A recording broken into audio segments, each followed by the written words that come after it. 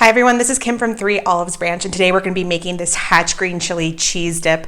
It comes together so quickly and it is absolutely delicious. I was inspired to make it actually by a restaurant near here that took it off the menu, and everybody in my friend group was like, oh my gosh, Kim, you need to recreate this. And so we actually picked it apart and this is what we ended up with. And it's so good that it's actually one of the most popular things that I make from an appetizer or dip perspective, and it is gone in just minutes. So I'm excited to share this with you, and I hope you love it just as much as well. Before we start talking about ingredients and how to make this, don't forget to hit the like and subscribe button for more information on different recipes and drinks that you all can enjoy. All right, so let's get started and talk about this cheese dip. Let's take a look at the ingredients we're going to need to make this cheese dip. First, we have a block of cream cheese, and this is going to be the base of our creamy dip.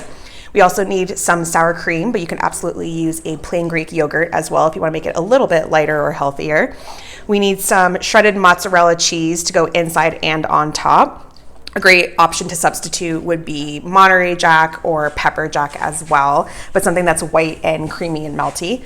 We also need a little bit of cheddar cheese. I like to use sharp cheddar cheese. It brings a lot of flavor and that classic cheese flavor to it. Then of course we have our diced green chilies.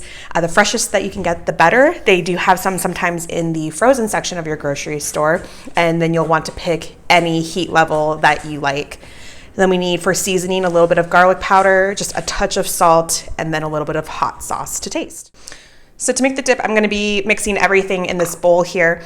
And I have softened the cream cheese so that is really spreadable. You can see when I push it, it's going to mush up really nicely and mix up. Mixing everything together in a bowl is not necessary. You could absolutely just throw all of this in the baking dish, and then as it heats up, stir it. So it's really up to you, whichever way you want to do it. So we have, again, the cream cheese and the sour cream in our bowl, and essentially we're going to add everything into this. So about half of the Monterey Jack or mozzarella is going to go in. The other half that's set aside for now is going to go on top to give us a really great browned crust of sorts of the dish. And then we have a little bit of our cheddar cheese. Then of course we need our green chilies, again, your heat level of choice. The garlic powder and a little bit of salt. We don't need too much because of the cheeses, but it's just enough to heighten it. And then hot sauce. This is completely optional. You do have heat, of course, from the peppers in here, but it just kind of brings a little bit of warmth throughout the entire dish. So I like to do just a few little dashes. And we're just going to simply mash this all up together until it's pretty decently well mixed. And then I'm going to put it into the baking dish. Right, our cheese mixture is all mixed up. It doesn't have to be perfect.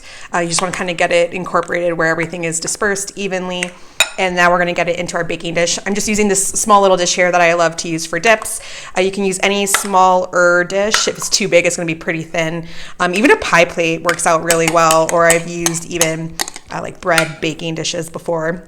So anything that's a little bit on the smaller side, again, so it's not too thin. And we're just going to scoop everything in and get it kind of relatively flat, but it doesn't need to be very perfect. All right, just like that.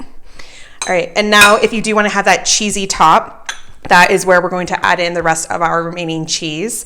If you had just thrown everything in the oven without it being mixed up, you would want to make sure it's kind of mixed like this before you put the cheese on for it to finish baking.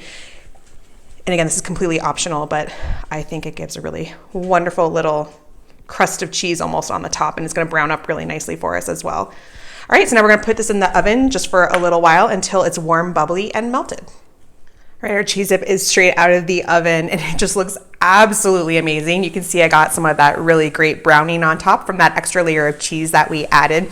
If you do have yours in the oven and you want some cheese browning and it's not happening, but everything is bubbling and hot, all you need to do is put it under the broiler. Just flip the oven off, turn it on to broil, and really quickly it's going to start getting these little browning patches. So just keep an eye on it because it does happen so quickly.